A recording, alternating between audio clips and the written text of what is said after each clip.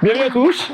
Merci d'être venus. Je sais que d'autres personnes arriveront au compte-gouttes, mais en attendant, voilà, déjà, on est tous ensemble et c'est chouette. Donc, je me présente, je m'appelle Alexandre Sanchez et j'ai une double casquette ce soir puisque je suis à la fois coéditeur chez Myria Éditions, mais on aura l'occasion d'en parler un peu plus tard dans la soirée, et je suis aussi le scénariste de la bande dessinée Rebirth, voilà, qui est à l'honneur ce soir puisque on a la chance, l'honneur peut-être, je ne sais pas, d'avoir Agnieszka avec nous, donc qui est l'illustratrice. Donc salut à toi.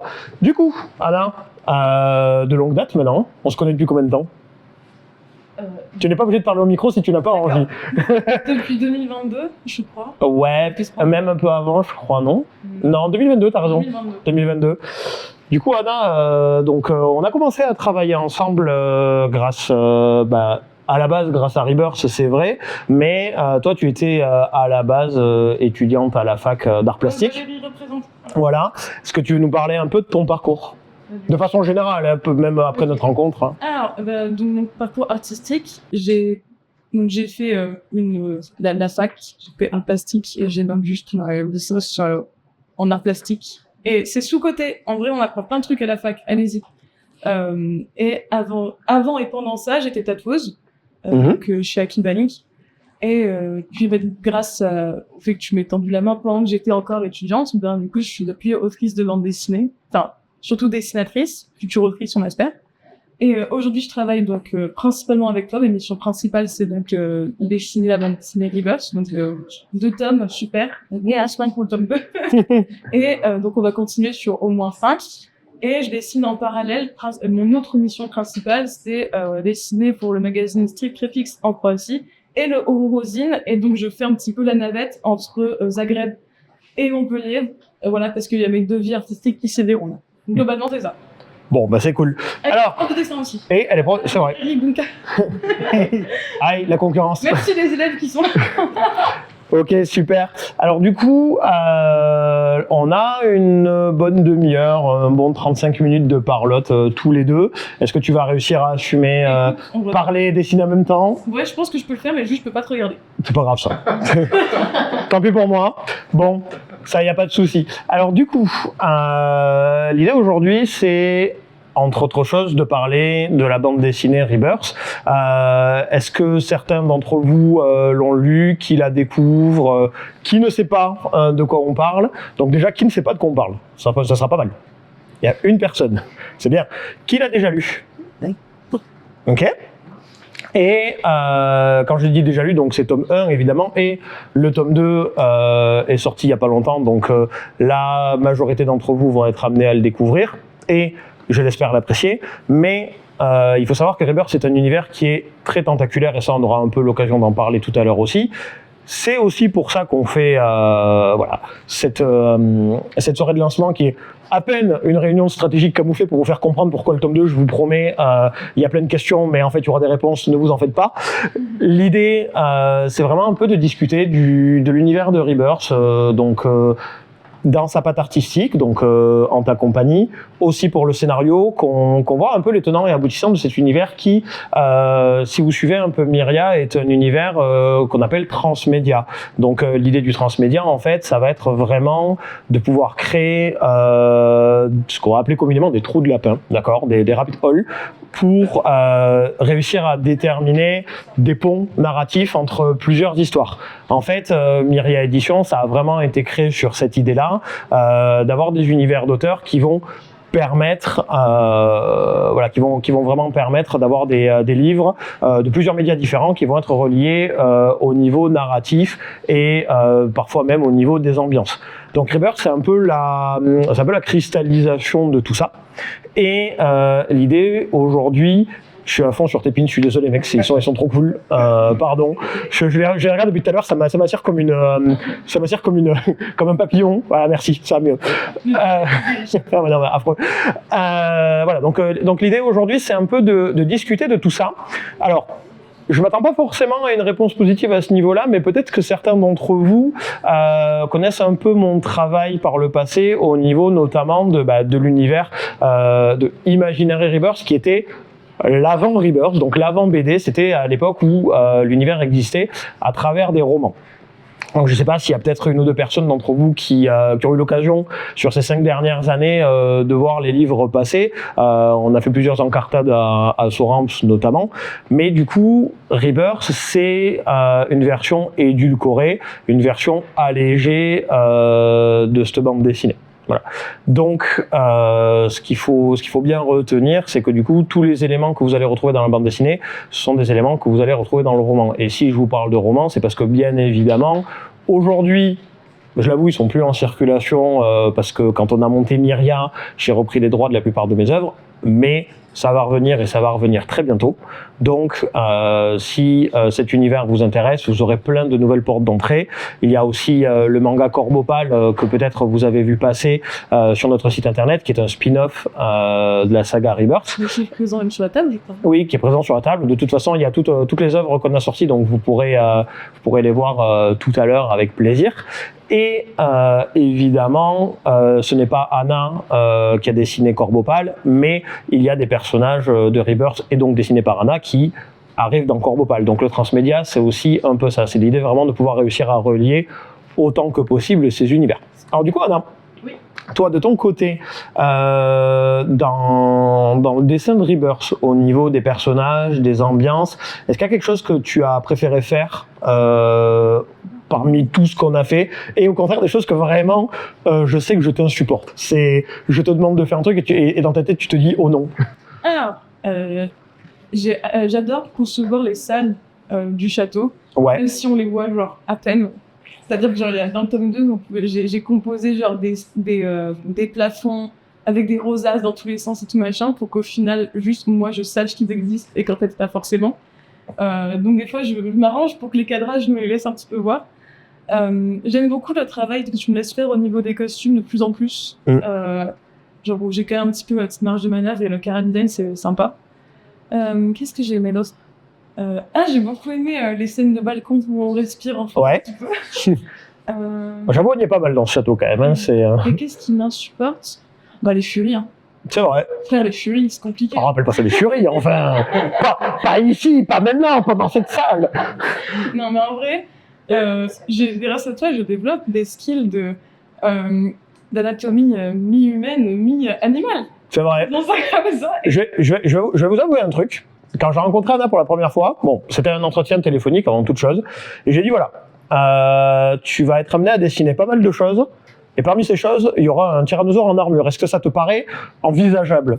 Et J'ai pas eu de réponse. Hein. défi relevé, ça a été. Défi relevé, mais tu t'es un peu étranglé sur le coup quand même. Hein. Et j'étais en mode oui, c'est possible, ça peut le faire. Non, en plus, vrai de vrai, au niveau du dessin, moi, que ce soit que je me lance dans une peinture, dans une BD ou quoi, je pense que l'anti-fatalité, c'est de te dire que tu vas pas réussir à faire la chose, donc tu la fais pas. C'est-à-dire que moi, je pars du principe que je peux tout faire, même si c'est pas forcément vrai. Et en fait, juste, au moment de pleurer, je pleurerai, tu vois. Donc, je pleurerai autant qu'il faut, et je recommencerai autant qu'il faut, mais à la fin, j'aurai répondu ce truc. Bien sûr. Donc, je me suis dit, écoute, oui, les dinosaures en armure, je prends.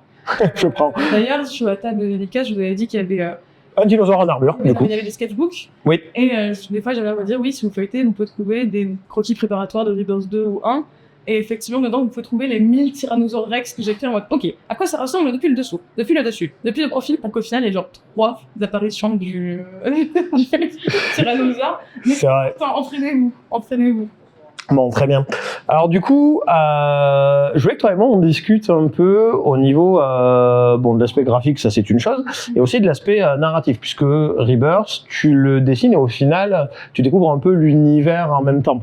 Et le downside de ça, mais après il est tout à fait logique, c'est que du coup, quand tu es en dédicace et que tu as des gens qui ont lu le tome 1 ou qui ont lu le tome 2, parce que maintenant ça commence à arriver, et qui te disent ces endroits-là, j'ai pas compris bon, tu n'es pas en capacité de répondre, et ça c'est un peu normal. Et généralement, je leur dis, en fait, moi je suis comme vous, je découvre juste l'histoire un tout petit peu avant, à la différence que quand il y a un passage qui nous marque, c'est moi qui le tue.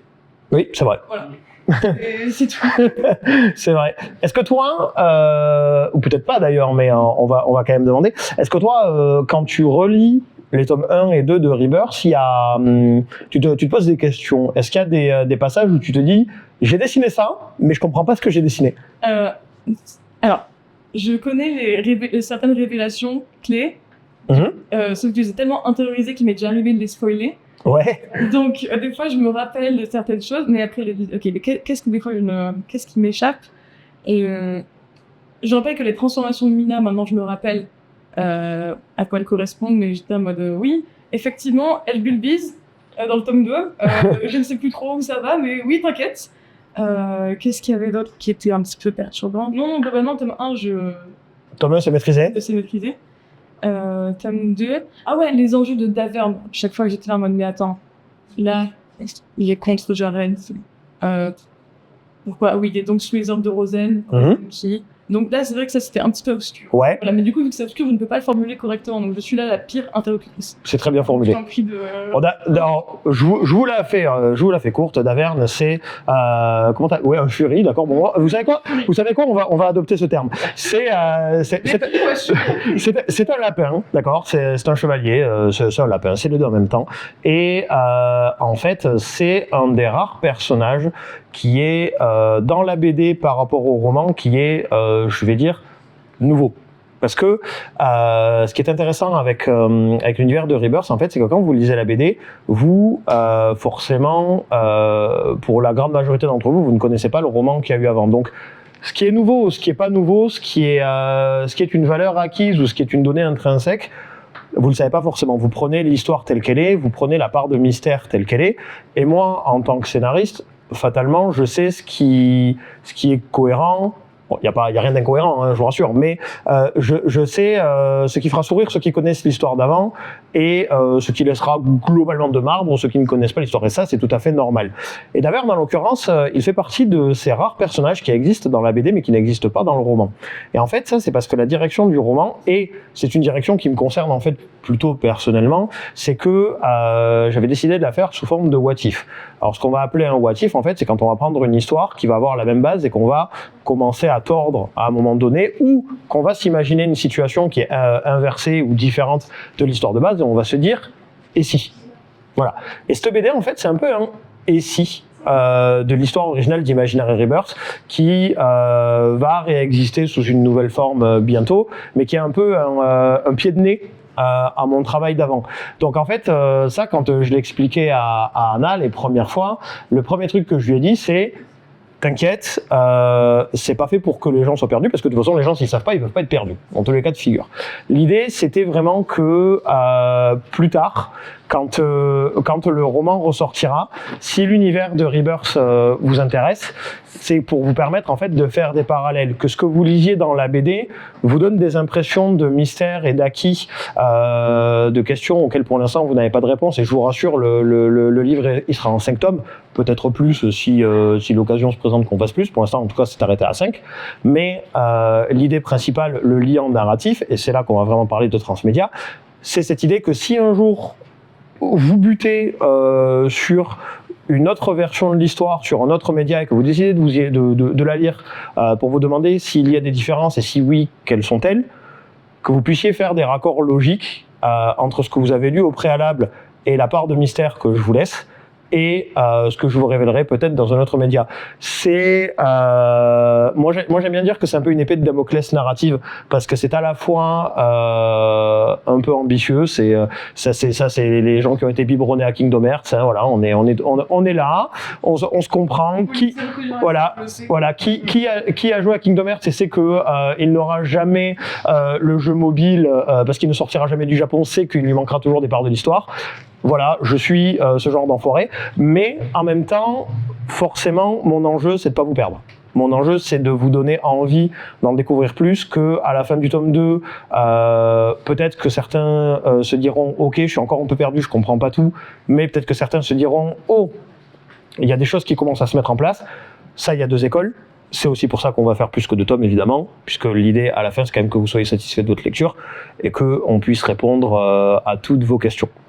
Du coup, toi, Anna, est-ce que parmi les personnages que tu as déjà eu l'occasion de faire, est-ce qu'il y en a, je vais dire, dont la narration t'a un peu surprise? Alors, on va faire une grosse parenthèse sur le mot surprise.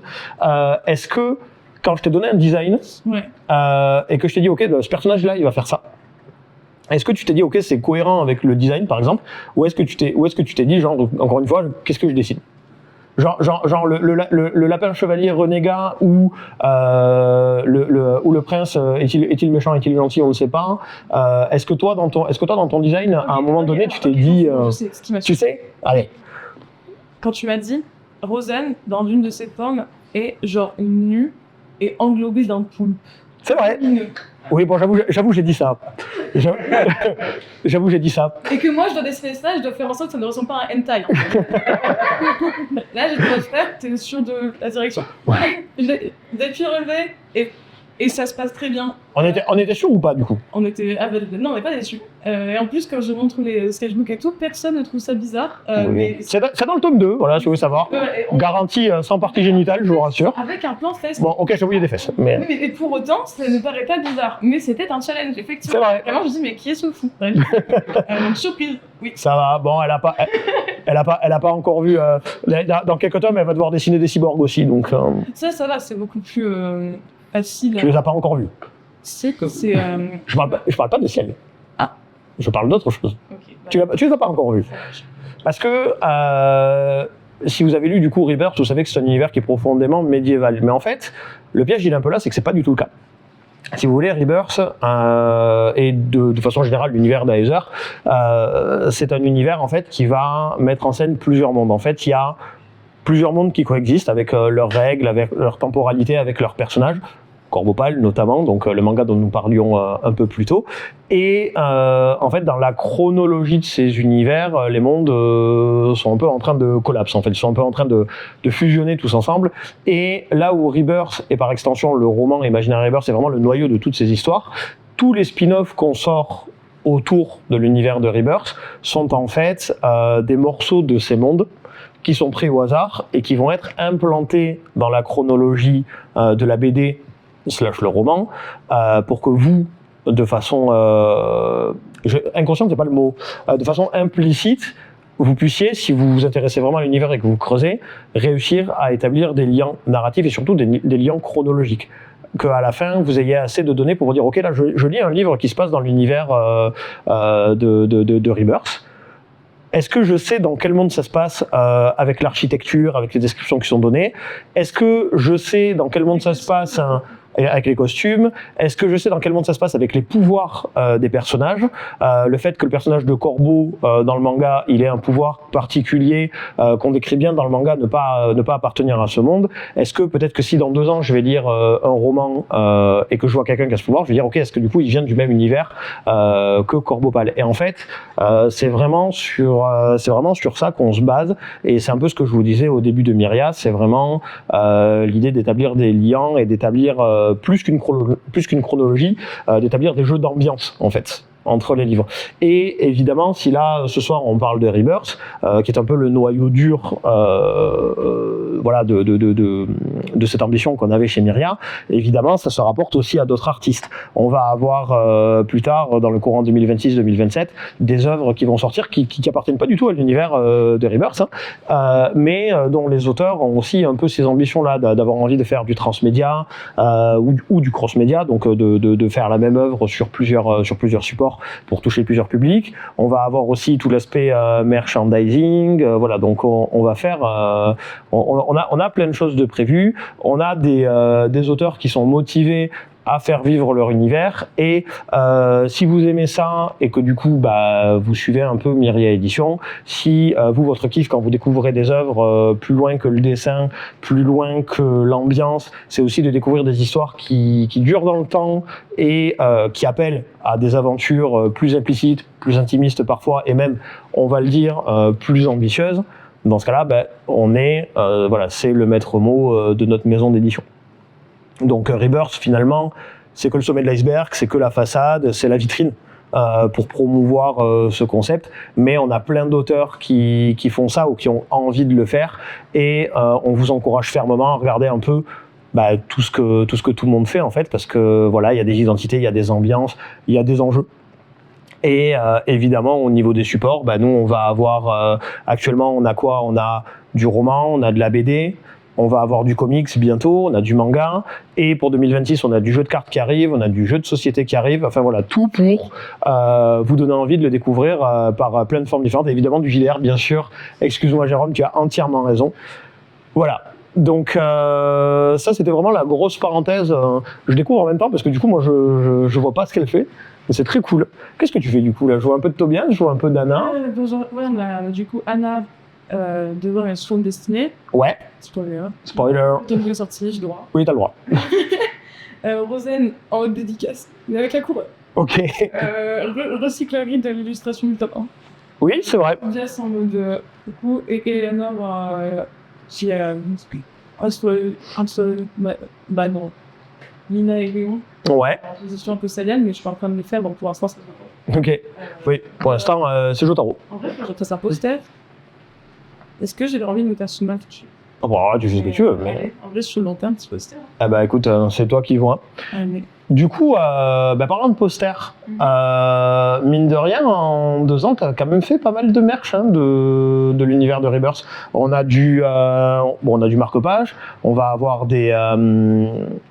zut, j'ai plus le terme. On va avoir des prints. Ouais. On a fait une page de stickers qui a tellement convaincu au niveau des outfits qu'on a dit allez, ils vont avoir genre une nouvelle era, un changement. Oui, c'est vrai. Les outfits que j'ai fait. C'est vrai.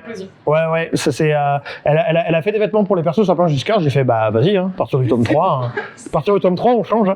Donc tout ça, il faut bien que les personnages s'habillent, j'ai envie de dire, d'un jour à l'autre. Academia Tobias. J'avoue. Voilà. Eleanor. Oui. Bon, Jared, il est toujours à poil, pas de... Non, Jared, il était pas à poil, il était quand même en mode... Je me rappelle plus. Non, je sais plus. Et il avait son outfit habituel. Oui, il avait pas beaucoup. Je l'avais kitifié. Tu l'as kitifié, ouais, c'est vrai. Et les autres étaient habillés normalement. Mais c'était vraiment genre Academia Tobias, j'étais en mode, nous avons besoin de ça. Oui, c'est vrai. Tu sais que d'ailleurs, fun fact, je l'ai rajouté dans le roman.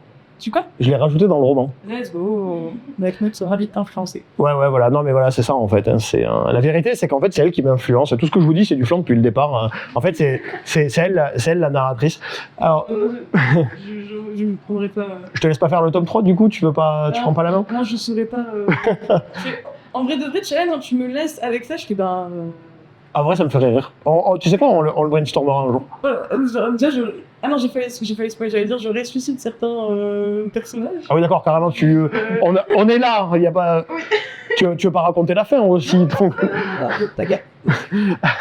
Laisse pas trop le micro trop longtemps, c'est vraiment atterrisse, mais c'est terrible. Non, ça va. Jusque-là, c'est gentil. Du coup, voilà, donc, pas mal de merch, mine de rien. On a parlé des planches de stickers, on a fait les marque-pages, on a fait des petits carnets de mémos qu'on a offerts avec certaines précommandes, avec les kits presse, surtout. Et on a aussi la petite statue de Anna, parce que oui, d'ailleurs, voilà. Anna, c'est pas moi. Hein. Oui, alors ça, il faut le savoir. Il y a un double effet qui se coule qui est extrêmement drôle, c'est que le personnage féminin d'Eleanor, physiquement, ressemble quand même pas mal à Anna, sauf que le personnage existait avant Anna, donc forcément, c'est une coïncidence. Il est avant moi, ok. Et d'avant 2001. Et le personnage qui est le plus lié à ce personnage s'appelle Anna, avec l'exacte même écriture que son prénom. Du coup, ça nous a fait rigoler. Et il y a beaucoup de gens aujourd'hui qui pensent que les deux personnages sont un peu des saunas de Anna, du coup, ont été créés par elle, pour elle, là où... Tellement narcissique, en fait. Voilà, exactement. Exactement. Et du coup, à chaque fois, on est obligé de leur dire pas du tout. Et du coup, je trouve que c'est assez marrant. En fait, j'ai été engagée pour ça. Oui, voilà. Délit de faciès, en fait. Je fais, tu ressembles à mon personnage, tu le cosplayeras en convention, merci bien.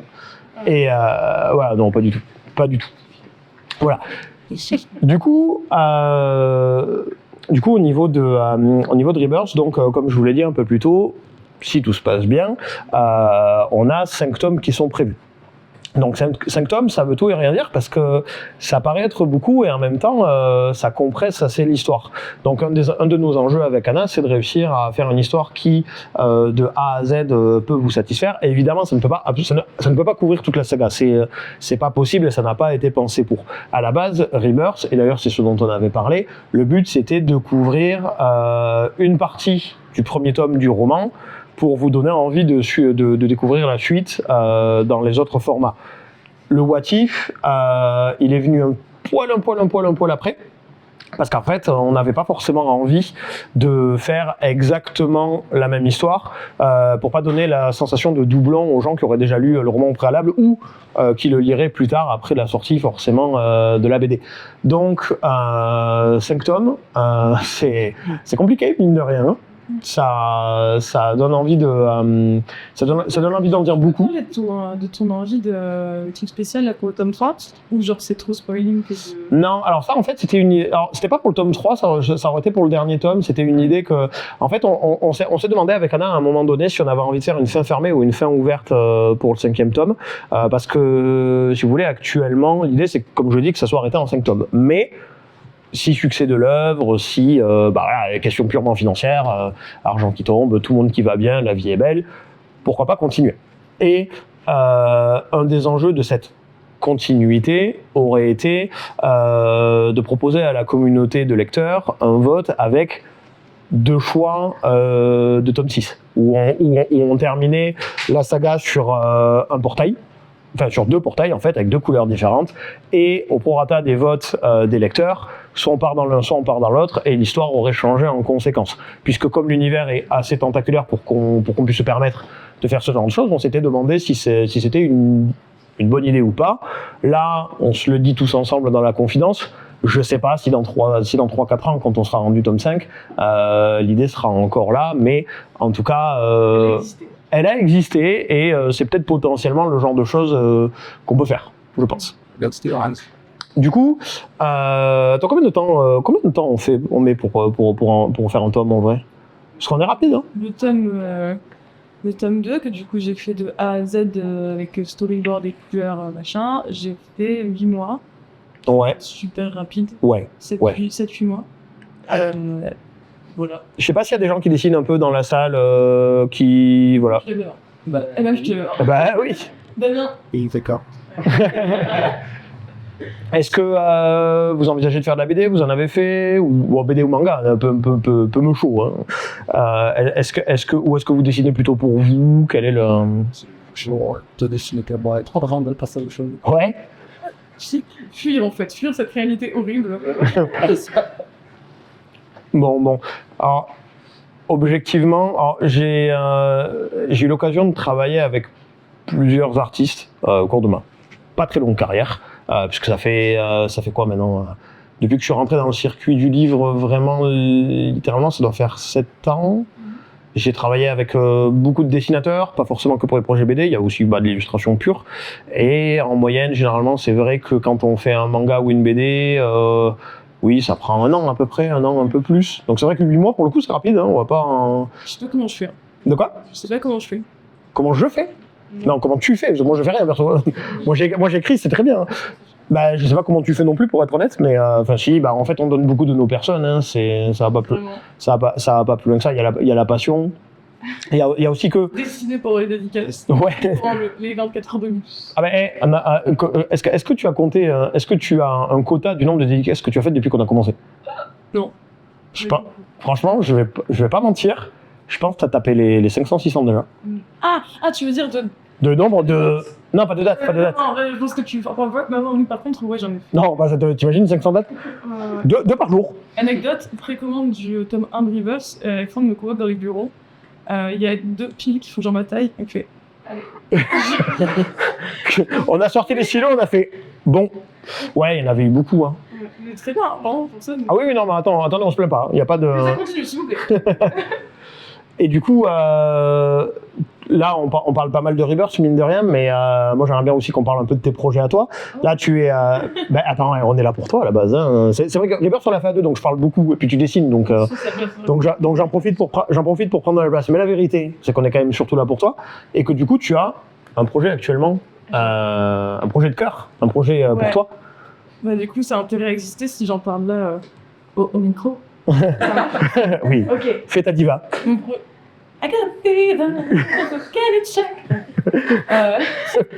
Donc, mon projet de cœur, moi, s'appellera Dérive, je l'espère, si ça reste le... Du coup, peut-être le micro ne marche pas finalement. Il marche pas? Ah si, c'est bon, il faut que tu te rapproches. Ok, bah, je peux montrer des images si vous voulez en plus de Dérive. Vas-y. C'est une BD qui parlerait globalement de jeunes adultes en crise comme je le suis et comme certaines personnes autour de cette table sont également. Où est-ce que c'est? Attendez, je peux vous montrer quelques images. Ok, donc ça parlera de jeunes adultes en crise qui vont trouver dans la solidarité Et ça me sauve pas de l'amitié finalement. La création et quoi d'autre? Et juste l'empathie, la force de créer un à côté qui va leur permettre de rendre la vie supportable malgré les violences systémiques telles que le racisme, le classisme, le monde du travail et autre chose extrêmement injuste qui nous fait souffrir quotidiennement. Il n'y a pas vraiment de méchants dans des livres, mais les personnages entre eux sont pétris de violences intériorisées qui vont leur faire du mal les uns par rapport aux autres, mais ils vont tous plus ou moins s'influencer pour avancer vers quelque chose de mieux et peut-être faire évoluer la société dans laquelle ils vivent, ça c'est pas sûr, mais en tout cas ils vont essayer de survivre ensemble au moins émotionnellement. Moi je vois ça comme une commande, mais c'est pas... Ça en est une, hein. Mais c'est pas... Enfin, moi j'ai une espèce de mission en fait à faire, Rubin, c'est quelque chose qui apporte aussi, tu vois. Genre, surtout que, tu sais, j'ai une forme de reconnaissance qui est que sans cette BD-là, ben, dérives, la grève, tout ça, ça n'existe pas en fait.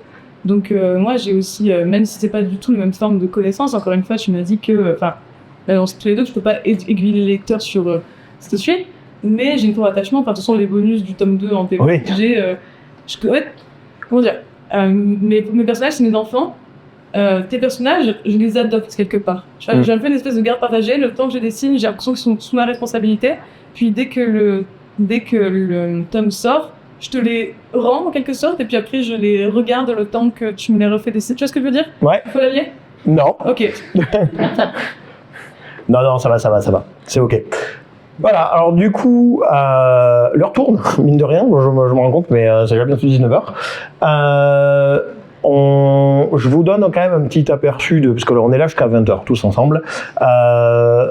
Globalement, la soirée elle est assez simple. Là, l'idée c'était de parler un peu tous ensemble. Là, je voudrais profiter des 10 dernières minutes pour qu'on fasse un peu un petit tour de vous tous.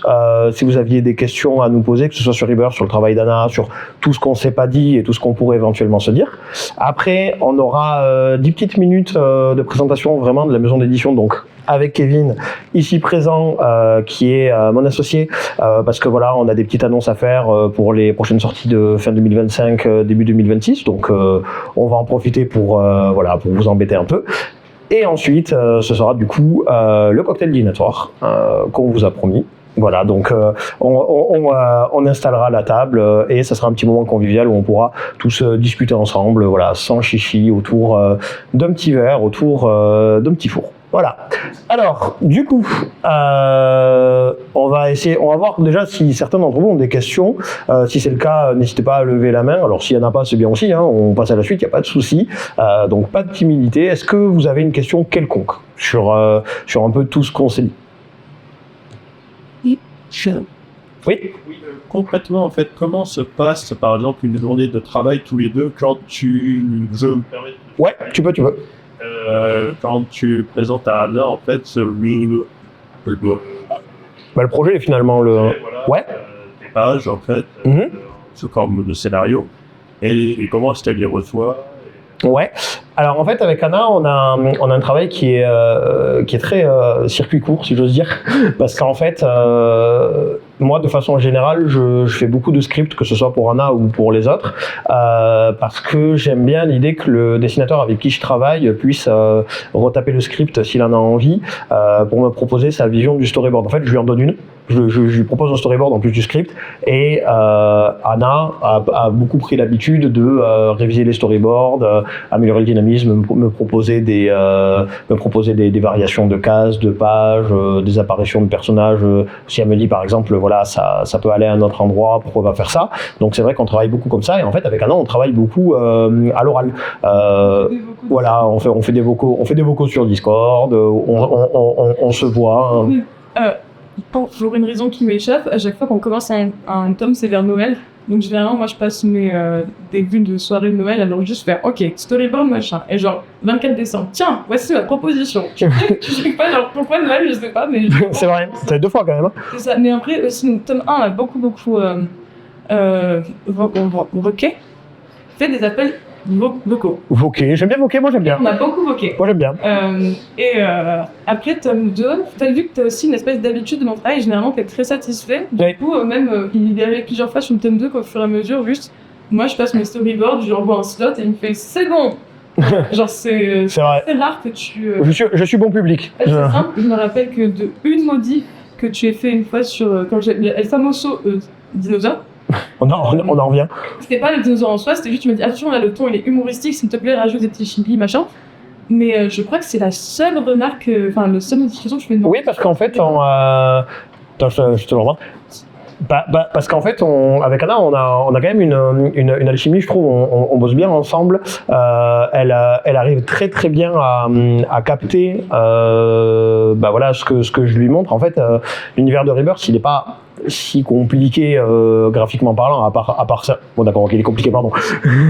Non, pardon. Bon, ok, il est peut-être un peu compliqué, mais je vous le promets, il est fluide. Et Anna, pour le coup, quand je te passe des choses, généralement, je trouve que tu arrives vraiment bien à les dépeindre et tu as toujours des prises d'initiative au niveau des costumes ou même des designs des personnages. Des fois, il y a des personnages que tu m'as entièrement redesigné. Tu m'as dit, tiens, je trouve qu'à la description et à la façon d'être de ce personnage, c'est ce que je disais tout à l'heure, je trouve que narrativement, ce personnage, il devrait plus ressembler à ça.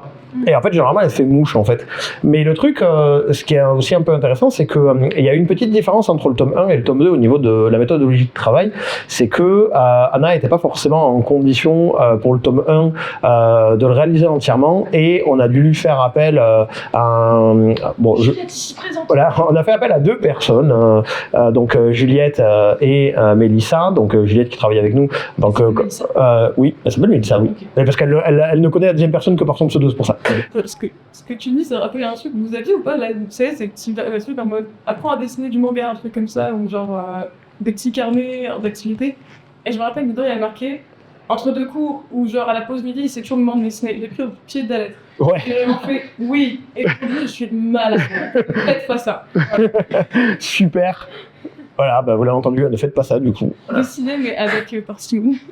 Est-ce que vous avez d'autres questions? Est-ce qu'il y a une autre question? Ça peut être sur n'importe quoi, encore une fois, il n'y a pas de souci. S'il n'y en a pas, moi ça me va, on passe à la suite. Hein.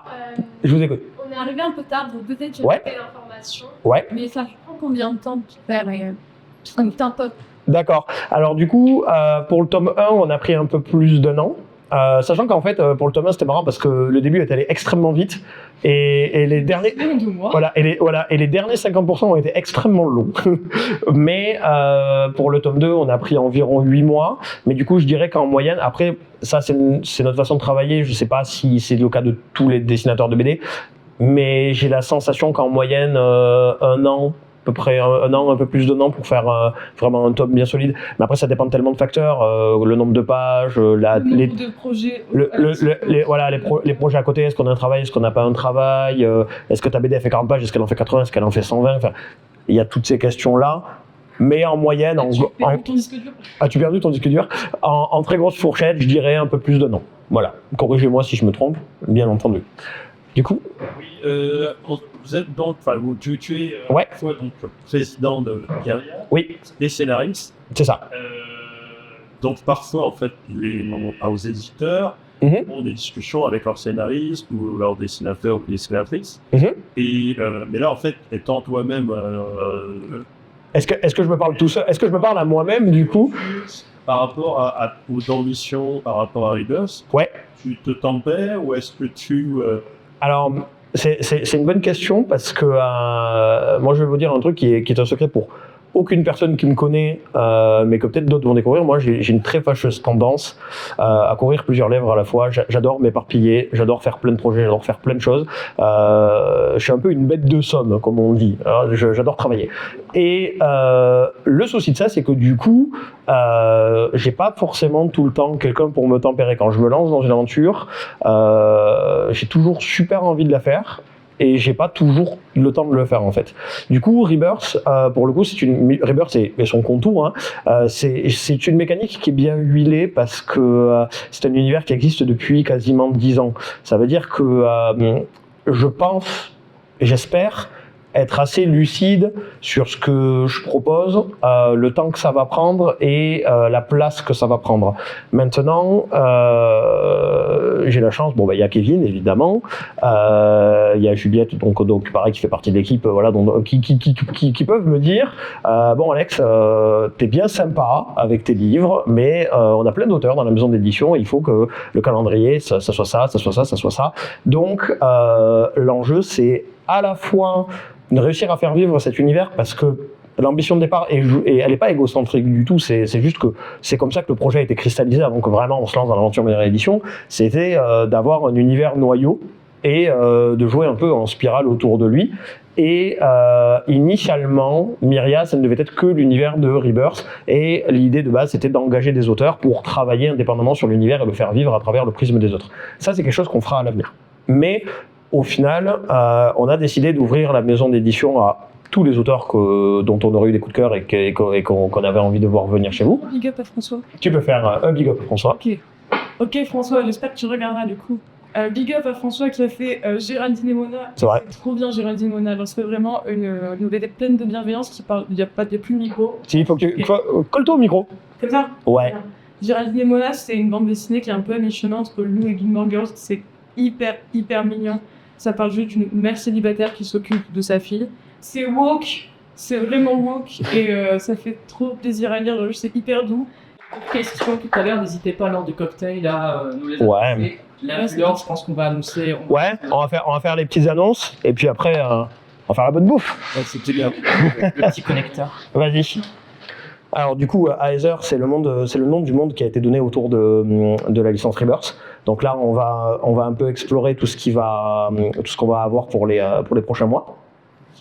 Donc, on en avait parlé des romans d'Imaginary Rebirth qui ne sont plus en circulation depuis 2 ans maintenant. Donc, c'est vrai que c'était quand même un manque. C'est un trou pour beaucoup de gens qui découvrent l'univers. C'est pour ça que exit l'ancienne version. On a profité de la sortie de Corbopal, on a profité de la BD avec Anna pour remodeler un peu l'univers, pour lui donner cette touche de maturité qui lui manquait, parce que il a quand même 10 ans, cet univers, encore une fois.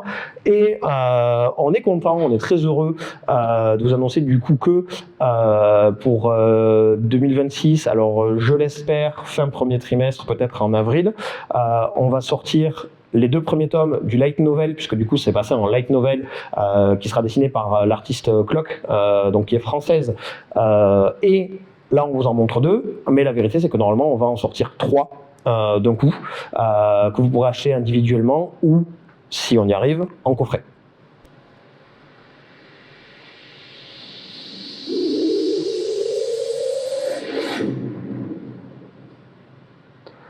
Alors, ça s'appelle les Archives Dark. Et ce n'est absolument pas cette vidéo-là.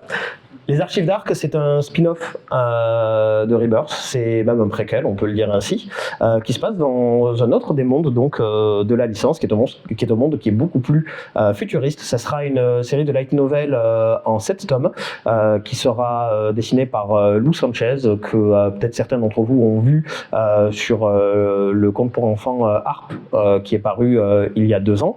Et les Archives Dark, en fait, Comment je peux dire ça? Le premier tome a existé. J'en avais sorti en auto-édition il y a longtemps une session test pour voir un peu si l'univers prenait. Et aujourd'hui, avec l'appui de Lou, on va donc sortir la saga qui sera en 7 tomes. Je ne sais plus comment on appelle ça. Je ne vais pas dire une septologie, mais en tout cas, il y aura 7 tomes. Une septicémie. Une septicémie, oui, non, je crois pas. Non. Ok, je le prends celui-là. Et la der, nous sommes actuellement en campagne de financement participatif pour la bande dessinée Tulipe Noire qui est faite par Antoine Bordon, qui est un standalone, hein, c'est une BD en one shot. Il reste 8 jours pour participer à la campagne, on est à environ 50%, donc on est à la fois proche et à la fois un peu loin de l'objectif, mais en 8 jours tout peut se faire. Si vous êtes intéressé par la bande dessinée pour la découvrir un peu, vous avez un QR code qui est sur la table où il y a tous les livres. Et pour toutes les personnes qui participent à la campagne ce soir, il y aura des goodies en plus offerts. Il y aura un mug et un tapis souris. Voilà, donc n'hésitez pas, tout simplement. Et je crois qu'on a fait le tour. C'est fort. Eh bien, merci pour votre attention, du coup.